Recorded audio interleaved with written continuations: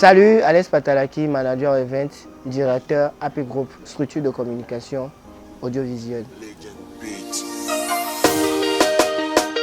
Ok, bien avant la pandémie, Alex Patalaki exerçait dans plusieurs discothèques où voilà, il organisait plein de soirées, à l'instar de voilà, la nuit des présidents que j'ai commencé en 2017, oui.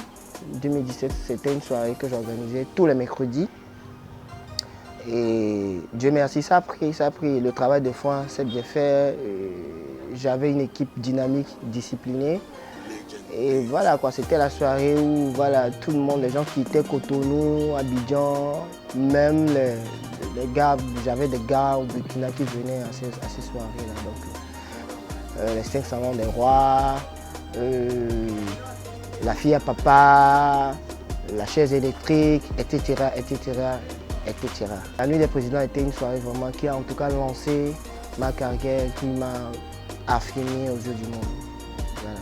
C'était une soirée, c'était un concept vraiment fou, la nuit des présidents. Il faut être là pour comprendre ce que c'est.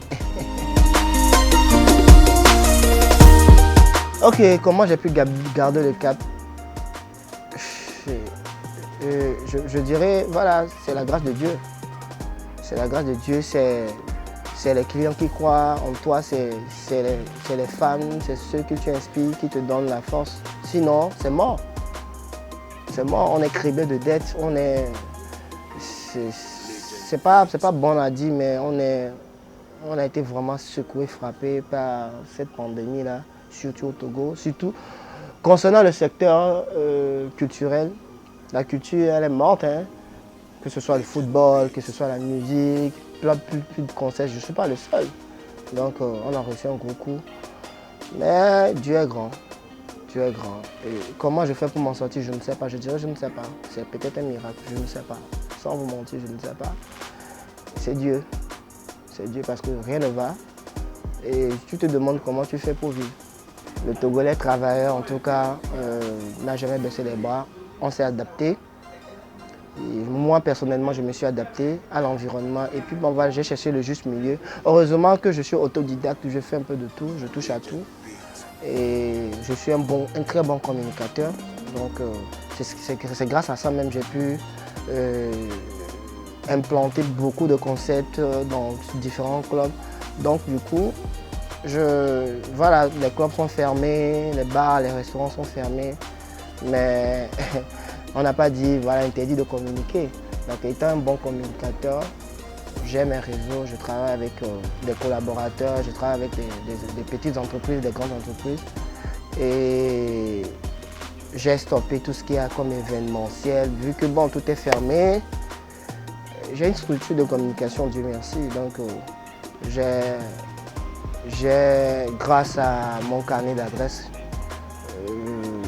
je toque à certaines portes où j'ai quelques petits contrats par rapport à la communication. Vu que j'ai une structure de communication, donc je gère la communication de quelques petites entreprises. Je suis dans le branding, dans le personnel branding. Donc voilà. Donc, on s'en sort un tout petit peu, juste comme ça, petit. Oui, mais le projet, une fois la pandémie, d'abord même, est-ce que la pandémie la finira? Peut-être qu'elle finira dans 10 ans, dans 15 ans, dans 20 ans, peut-être qu'elle ne finira jamais. Moi, je me dis, il faut s'adapter, il faut apprendre à vivre avec la maladie et aller de l'avant. Et ben ça, ce n'est pas un combat personnel, c'est un combat d'ensemble. J'ai beaucoup de projets pour le Togo. J'ai beaucoup, en termes de divertissement, en termes d'événements, j'ai des projets de dingue. Ou souvent, même quand même, souvent je m'entends parler, mais je m'inspire, j'ai la chair de poule. Et je veux faire ici le nom du Togo, le nom du Togo loin concernant l'événementiel. Et ça, vous n'êtes pas sans savoir. Je travaille tout le temps pour cela. Mais bon, là, je suis bloqué, je ne pourrais pas m'exprimer. Mais que Dieu fasse, que Dieu nous donne l'envie et que bon, voilà, par miracle, que la pandémie parte. Vous allez voir ce qui va se passer. Parce que quand c'est du Alex Patalaki, croyez-moi, c'est du bon quoi. Je vais faire bouger, en tout cas, je vais faire bouger tout le Togo à travers mes concepts, à travers mon savoir-faire et hisser le nom du Togo. Quand je dis hisser, ça veut dire que je vais organiser des soirées où les Burkinabés, les Ivoiriens, les Maliens, puis tout le monde se dit mais c'est quoi, c'est quel événement ça, c'est qui ce monsieur? Donc j'ai des projets de fou, des projets de dingue en tout, que je ne veux pas quand même étaler ici. Ma prière, ma plus grande prière en tout cas, c'est que tout revienne à la normale. Même si tout ne va pas revenir à la normale à 100%, qu'on fasse en telle enseigne qu'à 70%, que tout revienne à la normale. C'est vrai, la pandémie elle est là, il y a plusieurs maladies, c'est vrai, ça frappe, mais il faudrait qu'on vive. Trouver le juste milieu pour que chacun puisse au moins respirer, chacun puisse vivre et prendre soin de sa famille, c'est important.